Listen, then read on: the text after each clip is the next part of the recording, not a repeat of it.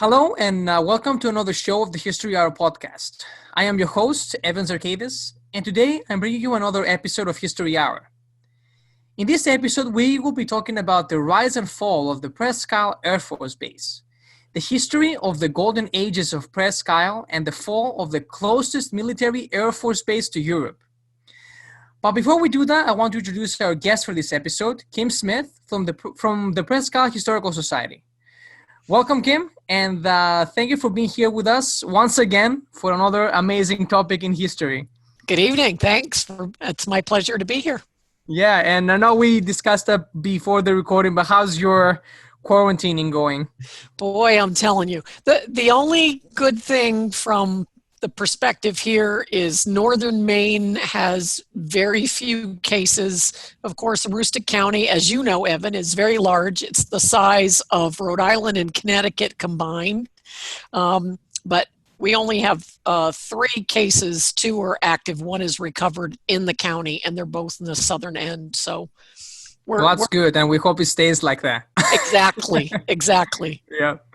Well, that's good. Awesome. And again, I'm very excited again. We've had some episodes in the past about Jim Colin and the ghost of Presque Isle. Yeah. So, yeah, and those had a lot of attention from our listeners. So I'm very happy. Yeah, so I'm very happy again to be bringing another episode with you about the rich history, as we know, of the county. Sure. And the important thing is that a lot of people don't know about all of the stuff that we're talking about. So it's good to do in these episodes to enlarge the knowledge of these amazing places in the county. So before we begin our episode, I want to ask you a little bit about your engagement and knowledge before we go into questions and the whole process with the research of the Air Force Base and the involvement that the Presque Isle Historical Society has with this topic. Sure. Well, I kind of wear 2 hats in this instance. I'm on the board of Presque Isle Historical Society, and I am also on the board of the Presque Isle Air Museum. And because of that, I kind of have a little bit of inside knowledge. In fact, I just finished scanning, digitizing, and cataloging all of the historic photos from the Presque Isle Air Museum. Oh, wow.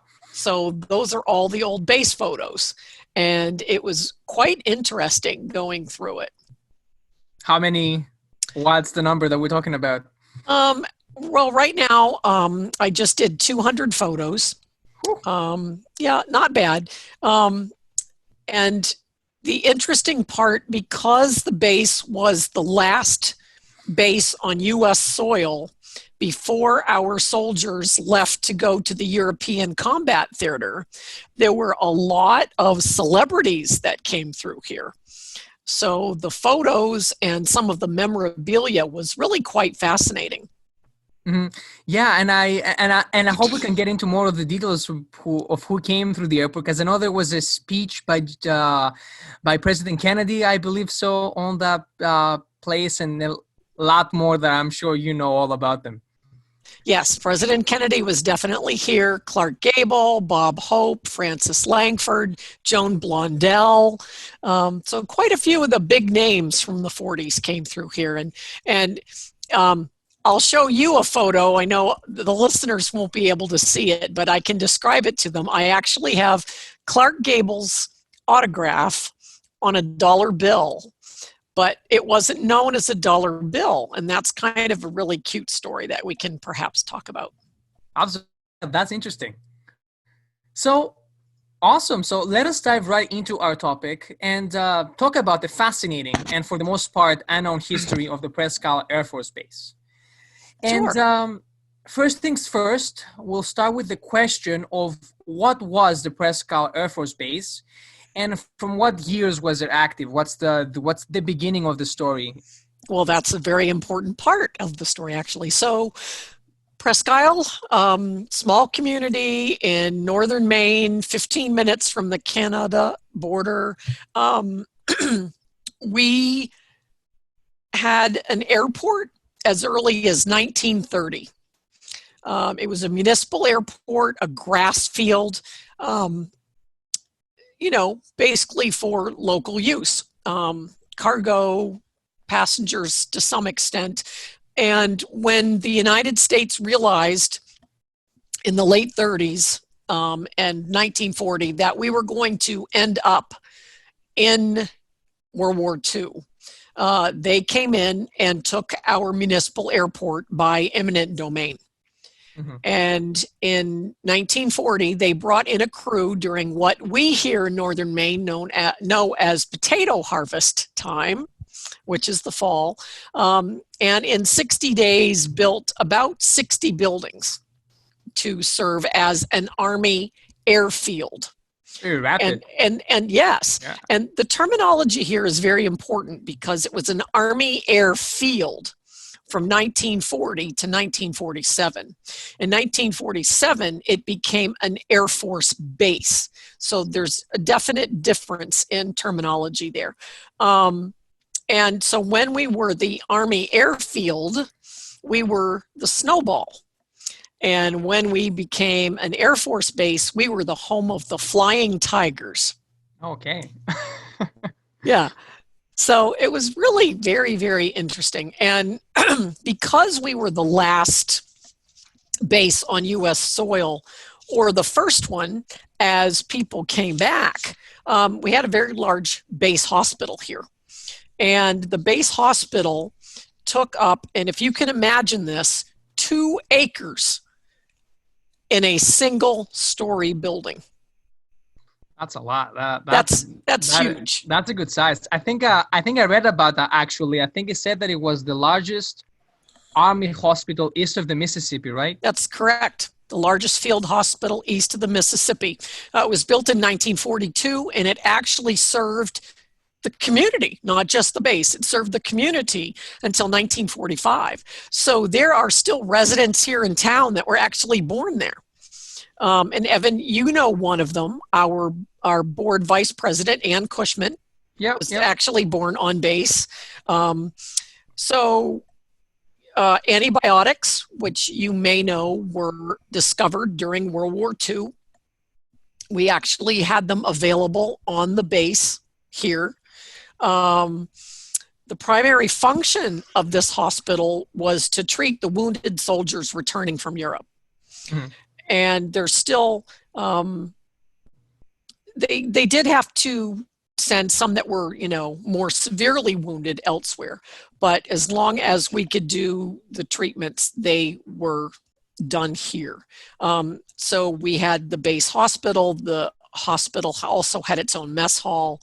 And this was an amazingly large base. I mean, it had everything. It was a mini city within a city.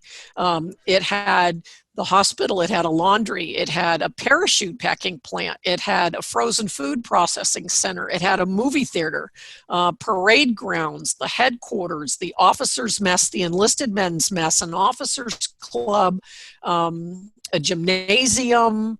I'm trying to think what I'm missing here. Of course, the barracks, financial building, the list goes on and on.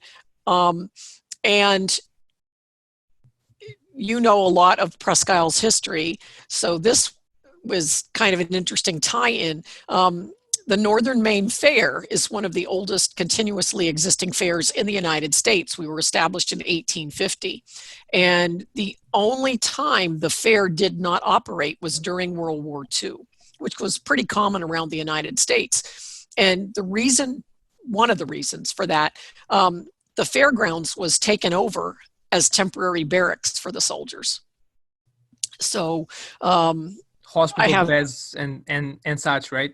Well, we had, there were tents. Some of the men actually stayed in tents, and then they actually built some buildings, some 2-story barracks that were known as Braden Terrace. And you know the Braden name too. That's from the famous harness horse that raced here in the 1920s. So it was called Braden Terrace. And then there was also another housing development known as Fairview Acres on the Parsons Road that was built to house the military personnel. And then later, after our base closed and they opened Loring Air Force Base, which was much later, we housed the officers here in buildings that are now duplexes over by Northern Maine Community College. So this area has a very strong tie to the military, and the military played a very big role in the growth of our community.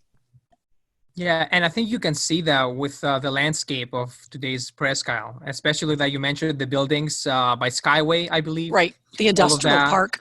The industrial park, yeah.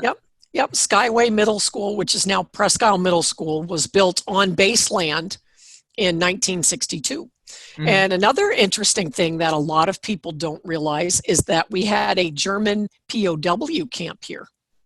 Was it in Holton, right?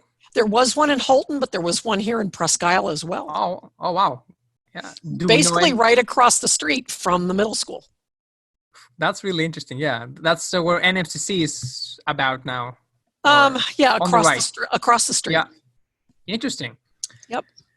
Yeah, so it is a big part, and I know there's a lot of people that reminisce those times, those back of the day times, most of the time, and it had a big impact. It really did. A lot of people that I know today, their grandparents or great grandparents were not originally from this area. They married someone from here.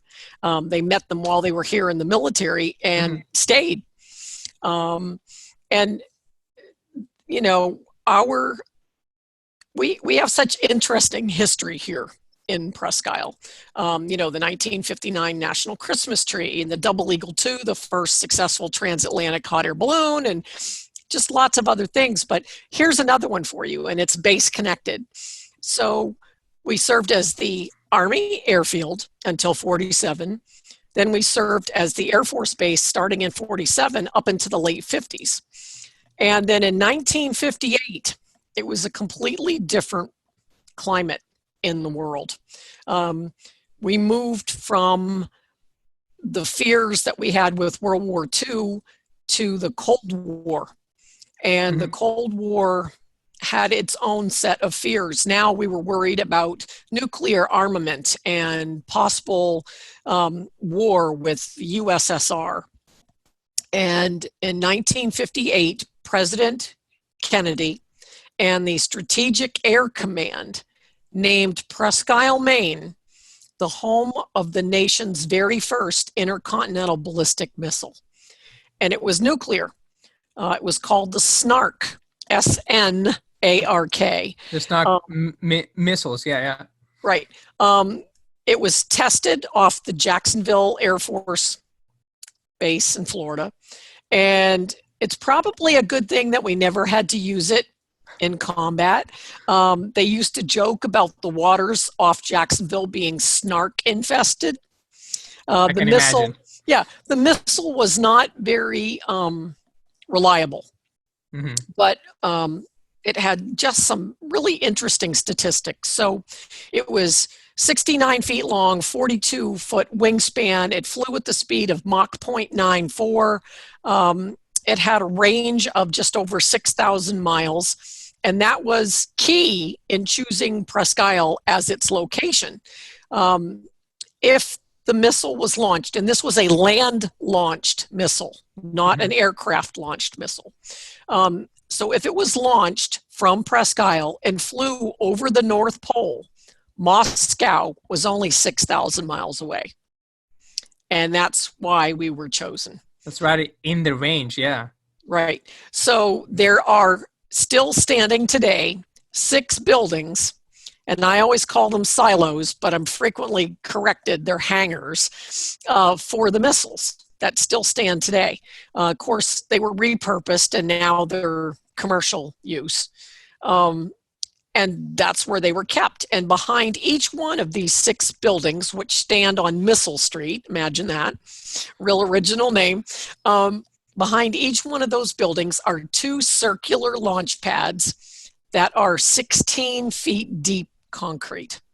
Yeah, you took me there, I think, one day. They were pretty big, yeah. Well, it's kind of fascinating to go out and stand on it and say, hey, I'm on a nuclear missile launch pad. I mean, how many other people can say that, really? Right. And when you pass through the area, you have no idea. You think No it's just an clue. industrial place. There's just a bunch of companies and trucks and stuff. But then when you think about it, it's like, whoa. Yeah. So, I mean, that's really a major piece of this country's history. hmm And it took place right here. Yeah, and especially for anyone that is listening right now, if this is the first time you're hearing about this, you're not alone out there. This is not as big as it should have been when it comes to knowledge. Right. I know when I first heard about this, I'm like, no way, that can't be Presque Isle, Maine. It's like, wow. But Yeah. then when you go into it, the things that you say and when you unravel the history is just amazing and fascinating. It really is. And so the program was active for about 2 years. The missiles were never fired in combat, wonderfully enough. President Kennedy deactivated the program on June 25th of 1961, and our base was closed in October 1st of that year. So you said from 58 to 61, that's when the missile That was program the was SNARC. active. Right, Okay. right. So basically, we served as a military facility for just over 2 decades.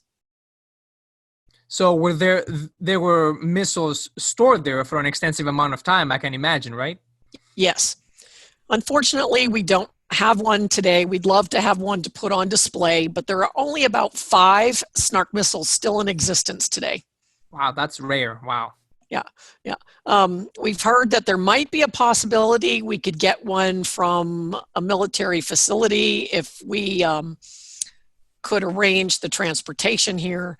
And then there are very strict requirements that we have to meet if we're going to put it on display. So it's something that the Air Museum is looking at. The U.S. military and the U.S. government are very adamant about us maintaining the fact that we have this history. And that's part of the caveat of the operation of the Air Museum, actually. Yeah. So, yeah, it's kind of an interesting piece of history. Very interesting. Not just interesting. It's above that. It's a level above, I think. Yeah. And so, are there any, going to that topic with the missile? How many sites were actually in the United States? I know you said Presque Isle was the first one. We were the first. I'm not certain how many others there were. To tell Must have been a few more, I believe so. But being the first one is really important. Right. To own that. Yeah. Right. And I already mentioned the celebrity aspect, but here's an interesting piece of the celebrity aspect. So, I don't know. Are you a John Wayne fan, perhaps? I have some of knowledge of it. You're not yes. really in the age group, I guess, of most John Wayne fans, but there's a lot of John Wayne fans out there. And he did a movie called Islands in the Sky. And that whole movie was about a military plane crash that went down in the wintertime in basically the Canadian area, and a rescue had to be launched. That rescue came out of Presque Isle. Of the base. Right.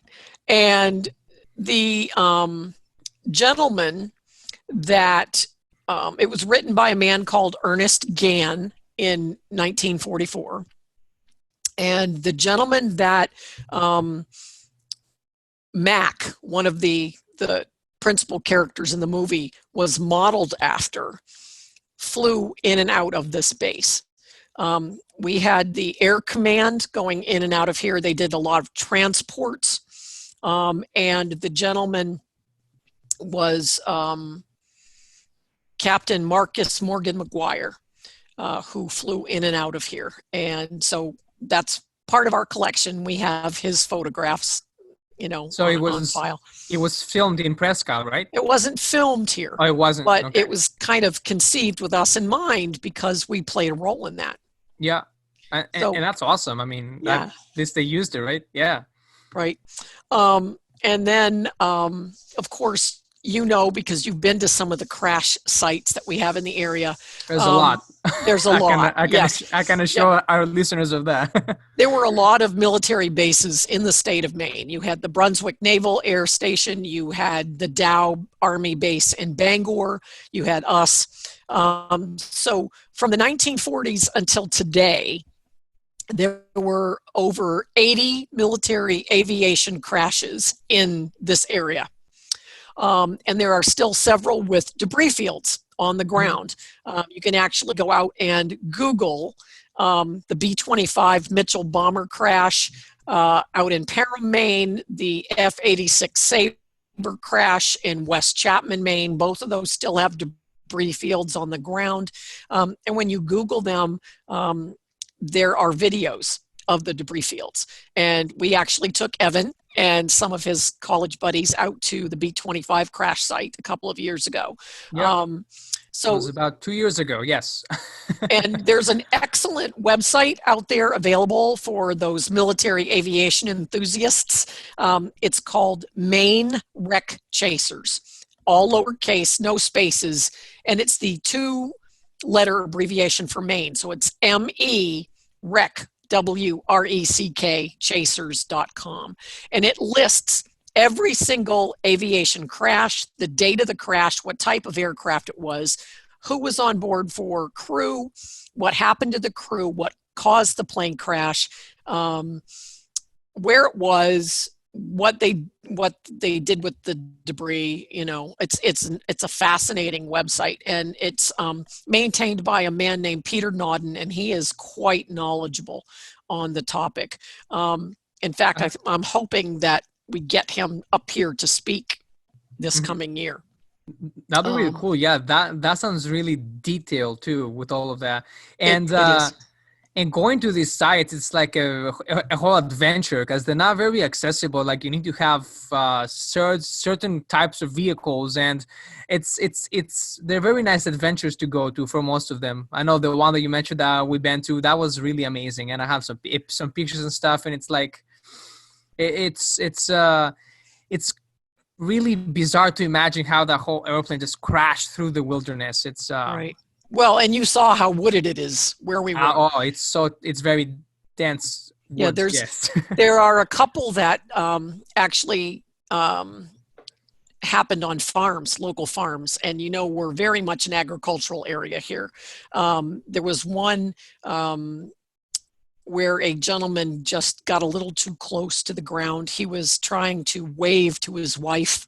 She was on the farm. I think I heard the story, yes. And he dipped his wing, which was the symbol back then for hello, and he was going quite quickly. It was one of the fastest planes of the day anyway, and the wing dug into the ground and it catapulted across the field. It killed a crew out there working in the field. It killed some horses, a dog, and the debris scattered for hundreds of yards. In fact, one of the engines kind of landed up against the farmhouse next door, which was quite a ways away. Wow. Yeah, and I've been to visit that one. It's awe-inspiring. You know, it's tragic that people lost their lives, but just to realize the sheer number of those that took place in this area, and how they came about, like you said, what caused them, where they happened. That particular site that I just mentioned to you had 2 crashes in the space of just a couple of years. In one case, some of the gentlemen in the other crash parachuted out of the plane and landed in trees, and they didn't make it either. So really, really tragic. Many crashes. Well, yeah, really. If you can get an access to that map, you can go for crash hunting. Yeah. So military aviation enthusiasts would really enjoy this as a trip. Let's see, some of the other things I can tell you about the base. And this is another one that you're intimately connected with because you were the reenactor for this particular one in our Haunted Lantern tours. Little bit of local intrigue, if you will. So downtown right on Main Street, there was a men's clothing store, Fred P. Stevens, which was one of the oldest continuously existing stores in Aroostook County until it closed in the 60s. And it was the first store in the area that only carried men's clothing. And the story goes that at night, after most everyone in town had, turned off the light, retired for the evening, Mr. Stevens would let soldiers into his business, and he would clothe them in suits. And then they would return to base and fly overseas to serve as spies. The tags had been cut out of the clothing with the thought that if they were caught with no tags identifying the clothing as being manufactured in the States, no one would instantly know that these were American spies. So just a little bit of intrigue, kind of interesting. Yeah. And some social history storytelling. Yeah, absolutely. Yeah. There's a couple of other really interesting stories. So this is going to sound like a drug story at the beginning, but it's not. So have you ever heard of Presque Isle dope? I personally haven't. Okay. So it's not a drug. Presque Isle dope was a special adhesive that was developed by the local men here. When they were loading the planes to go overseas to carry cargo to go to our soldiers overseas, they were having a problem with the tags coming off. So when they were unloading the cargo, they couldn't identify just by looking at the crates what was in them. And so they developed this special adhesive to help the tag stick better to the crates, and they called it Presque Isle dope. It was a much more innocent time back then. That's good for Presque Isle, though. I mean, the name got passed on for their innovation and the product creating. Right. And then here's another story for you. So have you ever heard of the term short snorter? I'm afraid I haven't. Okay. So that refers to paper currency, such as a dollar bill, that was autographed by people traveling together on an aircraft. And short snorters were signed by the flight crews, and they were thought to be good luck for the soldiers who were crossing the Atlantic to have a short snorter. Yep. And so I've already mentioned some of the celebrities that were here, and one of them was Clark Gable. And Clark Gable was in the military, and we actually have a photo of him in his uniform on Main Street, down by Fred P. Stevens, actually. Well, he actually signed a short snorter. Oh, wow. So this is his autograph right here. Yeah. On the dollar bill. You have a copy of it, huh? Well, we actually have the dollar bill. The actual dollar bill. Interesting. Yeah. So there's just a lot of really cool stories. And because of all of these really neat stories and the fact that in 2019, the Presque Isle Air Museum celebrated its 20th anniversary, we jointly, between the Air Museum and the Historical Society, developed a guided narrated tour of the former Presque Isle Army airfield. And, as soon as we can reopen the economy safely, the tour will begin. Now, it was scheduled to have its first tour on May 23rd. I doubt that will happen. But these tours are being held in our Molly the Trolley, which is a very important local attraction in and of itself, as you know. Yep. They're scheduled for once a month, and they're rain or shine. We have a new addition to the trolley. We're going to be putting in monitors so we can actually broadcast historic photos, audio clips, some video clips right into the tour. That would be really engaging and fascinating, actually. I think so. Yeah. It's a different thing to go to a place and see it as it is now than to be able to compare and see where things happen. That's amazing. Right. We have a gentleman who was one of the ones loading cargo on the plane, and he actually talks about the Presque Isle dope. And we have a gentleman who served here as a pilot, ended up marrying a local lady and staying. He spent the rest of his life here. Fascinating man, wonderful, wonderful man. We miss him greatly, Harold Quass, who did an oral history interview. And we have a little clip of him that we're putting in as well, where he talks about the base. So these tours, we can seat 32 people on the trolley, and it's $10 a person. In addition to driving around the old base and pointing out where the different things were, you know, the parachute packing plant and the headquarters and, you know, buildings like that, the officers club, we will also actually be stopping at the Air Museum and doing a guided tour of the Air Museum. And of course, you know, I like to tell my personal little story about the officers club. So, my mom, when her first job out of college was as a telephone operator, and she worked for the Presque Isle Telephone Company. And the air base had a newspaper, and it also put on a beauty pageant. And it was called Miss Interceptor. And my mom was one of the 3 finalists. So I actually have a clip from the front page of the Interceptor with Mom's photo on it, and, you know, a little bio about her saying that she worked for the Presque Isle Telephone. That's so cool, yeah. Yeah, it's kind of a fun little personal story. So I can tell that too and show the picture when I'm on the trolley. And, you know, it's an interesting way to keep Mom around since I've lost her in the last couple of years. And yeah, that's exciting. Yeah, you can definitely add onto it. Yeah. Yeah, so it's about an hour tour, maybe just a bit more, but, you know, definitely worth it for military enthusiasts, historical buffs, and just people who want to learn more about Presque Isle.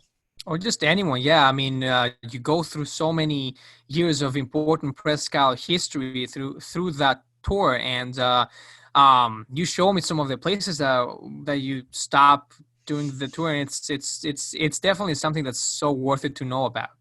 Right. It's different to live on a place and not knowing what's about, and then discovering what the whole, you know, game is all on. It's right. It's fascinating, and you see how the area changes too from right. Well, really, you really do. Yeah. Yeah. And so if anyone is interested, they can go to our website, pihistory.org. And go to the events page and pull up our schedule to see when the tours are. Like I said, I'm pretty sure the May tour will not take place, but I'm hoping the June tour does. And then they go monthly through September. We're glad to schedule them for large groups as well. And we also, you know, we'll schedule tours of the Air Museum if people are interested in that as well. Yeah, hopefully the summer months are busier, because I know now May it's a little bit, but hopefully the summer months will be able to expand it even more. Yeah. Right. And then one of the things that we've just recently done, because we know so many people are stuck at home right now, is we have created a virtual tour of historic downtown Presque Isle. So while you're not actually seeing any of the base on that, you can see the Fred P. Stevens. So that's on there. And again, to access that, it's totally free. And you can go to pihistory.org right on the main page. If you scroll down, you'll find a link. And there are 30 different vignettes, and they're all less than 3 minutes. In fact, most of them are less than 2 minutes. So you don't have to do them all in order. You don't have to do them all anyway. You can pick and choose and learn more about the history of Presque Isle. That's very interesting. Yeah, and there's just so much, and I'm glad it happened to the virtual stage, especially now that, you know, the difficult times. And yeah, to anybody that is listening, then they don't know about the story of Presque Isle, it's definitely worth a look. Many fascinating stories. Yeah. Yep. Well, thank you, Kim, for sharing all of that information with us, and I'm gonna include the links that you shared with me on the post on Facebook, where the video is going to be placed on our interview today for this episode. And I know we talked about the base, and you said it was an airfield at first. An airfield first, Army airfield first, from and then 40 to 47. it turned into a base, It turned and into an Air Force base, right? yeah, and I guess those were the golden ages, as I mentioned, where there's a lot of activity and a lot of change and a lot of new things coming into the area. Is that correct? It is correct, and I firmly believe that's what drove a lot of our growth here as a town. You know, it's because of the communication infrastructure set up by the military that we have radio and television here today. That actually established what we know today as WAGM television and WEGP radio. They came directly out of the base. Oh wow! Yeah, Yep. I didn't know that. Interesting. Yeah, and so we have all this crazy activity and all this Presque Isle in its highest of the moments, if I could use the terminology. So when was the Air Force Base no longer active anymore, and how did things change after it wasn't an Air Force Base anymore? Well, it ceased operations in 1961. At that time, all of the base land went two places. Part of it became an industrial park that is operated by the city, and part of it was turned over to the state to form an educational institution. And that was actually passed by the 100th legislature here in the state of Maine. And with that, they created what we know today. It's had a couple of name changes, but what we know today as Northern Maine Community College actually sits right on the old base. And that has had quite an impact, obviously, to have a community college here. Of course, we have the University of Maine, which was already here. It was established in 1903 as a teacher's college, but yeah. You know, to have both has had an impact, a big impact to the entire county, really. And there's also an exhibit of some of the airports and the airbase moments of history in NMCC, actually. Correct. They have a history wing right by their newly remodeled gymnasium and their new fitness center.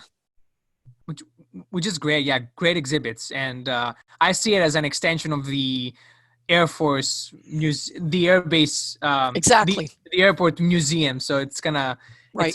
It's a cool connection between the two. Right. Well, hey, just another little tie between the college and the air base. So the air base had a chapel, and the chapel was one of the buildings that was taken over by the college, and the very first graduating class, the graduation took place in the chapel. Oh, wow. That should be memorable, right? Right. And of course, now the chapel is the homeless shelter. Mm-hmm. So, and I think it still has the same structure too. It does. Yeah. Mm-hmm. It looks pretty much the same. Yeah. So is today's Presque Isle Airport, was that part of the base, or was this just a later? It's on base land. And the terminal, the passenger terminal today, was the base rescue building. Okay. Which you can see how big it was from the airport all the way to NMCC, and all from the people that are from Presque Isle. You know, that's a long distance. Right. And right. We also one thing I forgot to mention to you is we also had a dog search and rescue facility. On the base? On the base. They took over one of the old farms and converted it to a training facility for dogs. They were concerned because, you know, we have pretty harsh winters here. They were concerned that there were going to be crashes. I guess they were a little prescient there, and that they might have to go do a rescue. So they had it right there on the base. It's fairly close to where the Humane Society is today. That's a cool connection. Yeah. And in our collection, there are some photos of the dogs pulling dog sleds in parades on Main Street. Really cool. Yeah.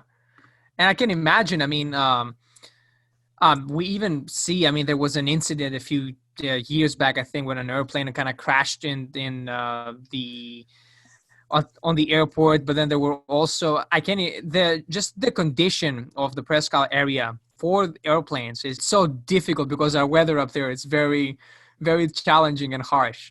It is, but we have an excellent airport here. Our runways are extremely long because the fact that it used to be a military base, one of the longest runways on the East Coast.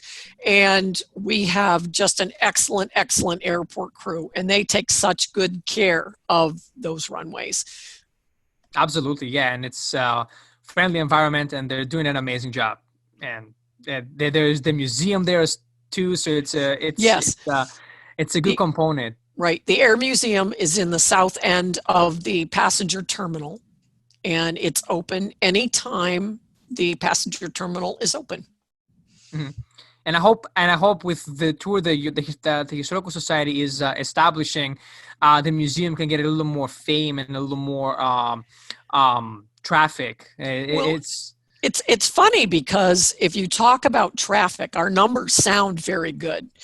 There are actually 10,000 visitors a year to the Air Museum, but wow. These are mostly people who are from away and who are flying in and out using the passenger terminal.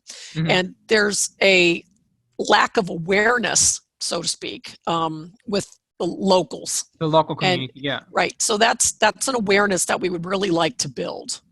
Yeah, it's a great addition. I personally used to fly to the big airports, but when I flew from Presque Isle, it was such a cool component to just do your business with flying, but then you also have the history museum all in the same place. It's a cool addition to the city of Presque Isle, absolutely. Yep. So awesome. We did some cool stories and some of the basic progression from the early stages to the later on stages of the base.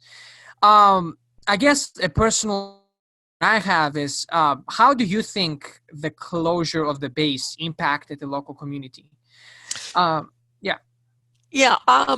think that shortly after the Presque Isle Air-Force Base closed, Loring Air Force Base opened. So there wasn't a great long gap with no military presence here in the long term, and with Loring, which was in Limestone, which is about 11 miles to our north. And that's the big facility as well. It's huge. It's huge, right? Yeah. And they closed in 1994. So I think the biggest impact was when Loring closed.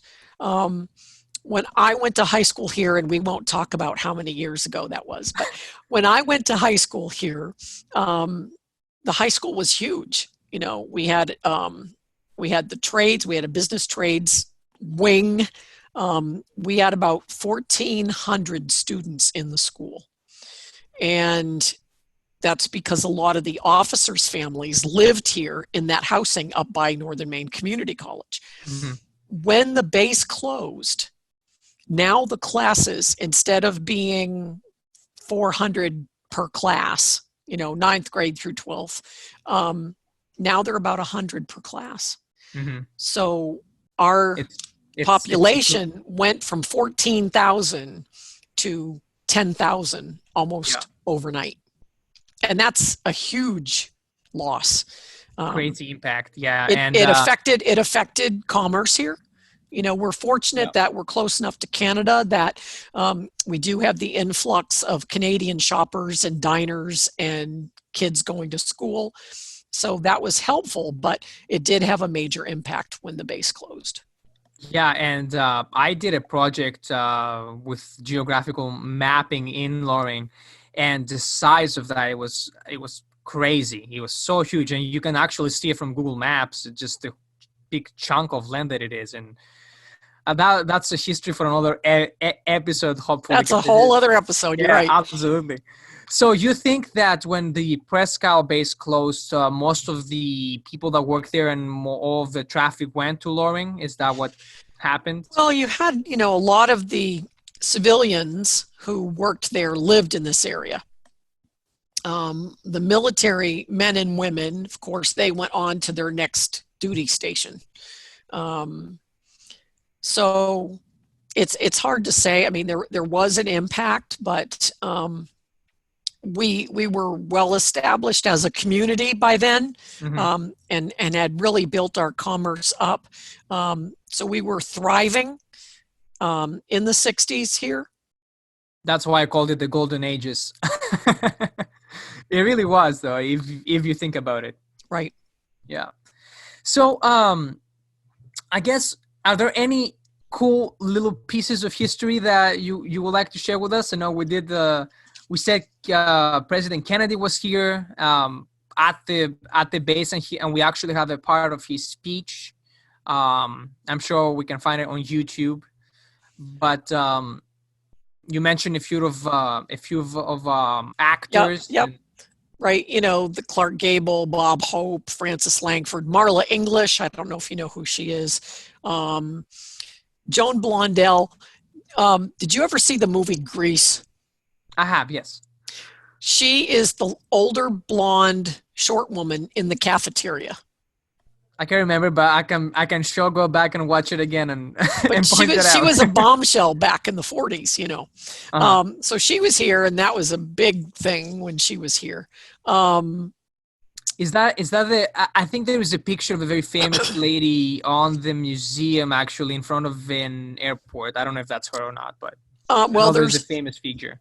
There's one that you can probably picture of a dark-haired lady in a leopard print bathing suit going like that. That's exactly the one I'm talking about. That was Marla English. Okay. Yeah. She was quite the bombshell too. And let's see, I'm just trying to think some other interesting stories. Of course, war bonds were big back in those days.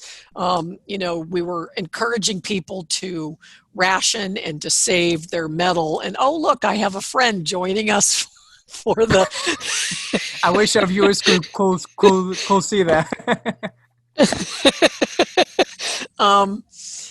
War bonds were big, and they were actually war bond parades held on Main Street. Okay. We had ration cards. You could even, when you bought alcohol, even on the alcohol, there were stamps on the bottles that said "Support the war effort, buy war bonds." It was everywhere, I believe. It was everywhere. It truly was. Oh, I know one other thing that I can tell you that I thought was interesting. So when the base first opened, at that point in time, they were not allowed to take any photos of the base. Mm-hmm. It was all top secret. And so if you wanted to explain to someone what the base looked like. Oh, they have paintings. They drew pictures and had paintings. And I mean, you can see, of course the listeners can't, but look how detailed this is. This was just by one of the local soldiers. That's like a picture. Yeah, it's it's beautiful. Realistic. Yeah, it is. And there were even crashes on the base. If you can picture, Evan, right across from the passenger terminal is the Coca-Cola plant. Can you picture where that is? The Coca-Cola plant was hangar number 3 on the airbase. And there was a plane that careened off the runway and crashed into hangar number 3. In the hangar. And they actually had to get the welding team from the base to cut the pilots and the plane out of the hangar. That's how, it was a mess. And unfortunately, the pilot and co-pilot did not survive the crash. But, it's kind of a typical base story. These things happened. And it's actually one of my friends, it was his mother or grandmother that was the head of the welding team. And she's the one who actually had to do that. So very crazy times. It totally different era from now. It was a very different era. Yep. Yeah. Well, thank you for that. Yeah, absolutely. And I think we talked a little about how the place is used today after the base was gone. So, and I think the main lesson from this, and my next and final question will be to you, is why is it important to know about the history of the Air Force Base according to your historical inquiry, your historical ambition of course, everybody should know about the history of the area, but why do you think is really important for us to remember all of these events? Well, it's important, I think, to know the history of the Presque Isle Army Air Base and, or I should say airfield, Army Airfield and Air Force Base, because this particular military installation was immensely important. It was vitally important to the defense of the United States from the 1940s into the 1960s, not only from the perspective that it was the last base before you got to Europe, but also because of the fact that we were the first SNARC installation. We've talked about this a lot. It contributed so much to the growth of Presque Isle as a community. Our airport's runways here, we just got done mentioning that. They were dramatically improved in surface length and width because of the base, which is what gives us the incredible airport facility we have today. And I did mention that briefly, but we have the second longest commercial runway in Maine, and they're longer than the longest runway at New York's LaGuardia Airport. That's another crazy fact about Presque Isle, right? Yep. Our longest runway is 7,440 feet long and 150 feet wide. I mean, that's huge. That's huge. And the other major runway is 6,000 feet long and 100 feet wide. L-shaped is the primary shape of the runways. Mm-hmm. So, it was, like I said, it played an important role to the nation and therefore to the world during World War II. And again, in the growth of our community. Most definitely, yeah. And thanks to the Historical Society and individuals that do care about sharing this message, that it's so important to learn about all of this. There are venues for people to learn and ways for them to get engaged. One is their tour that you guys are doing this summer.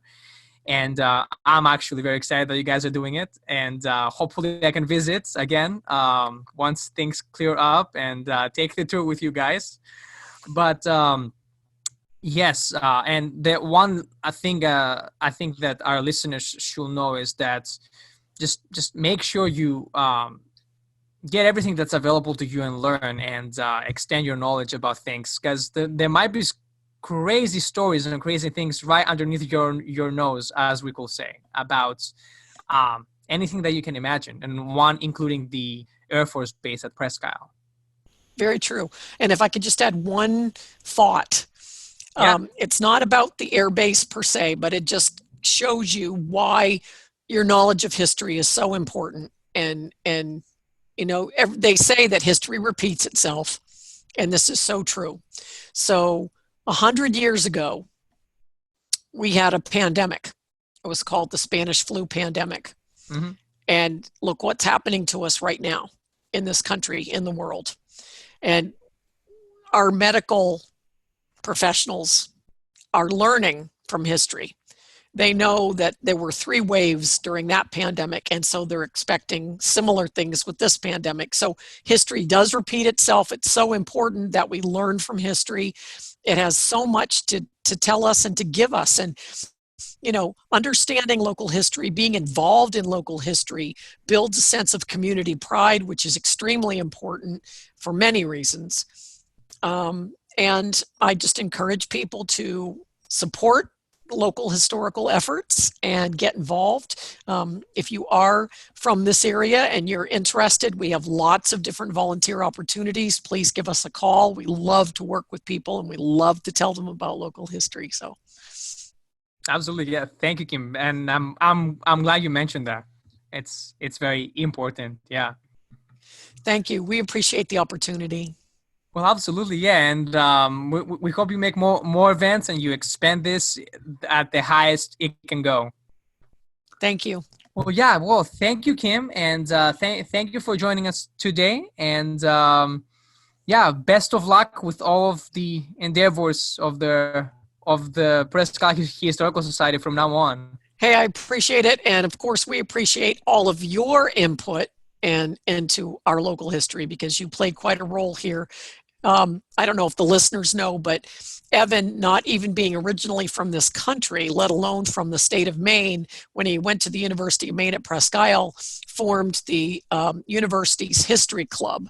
And it was the largest club on campus. So kudos to you. Thank you for your contributions as well. Well, thank you for your plug, Kim. Yeah, I appreciate it. No, it's my pleasure. Things like that should be made known, and history should be preserved. That's my message to the listeners. Yes. Right. Well, thank you, Kim. Thank you. Well, thank you so much for listening to today's episode of the History Hour, and we thank you for your continuous support. Please join us again next week when we talk about the Lost Attusville, a black settlement in Maine from the American Revolution, with our guest Marcus Librizi from the University of Maine at Machias, and also the author of the book Lost Attusville. I wanted to remind all of our listeners that you can find our podcast page on Facebook and on YouTube by simply searching History Hour Podcast. Thank you, and until next time.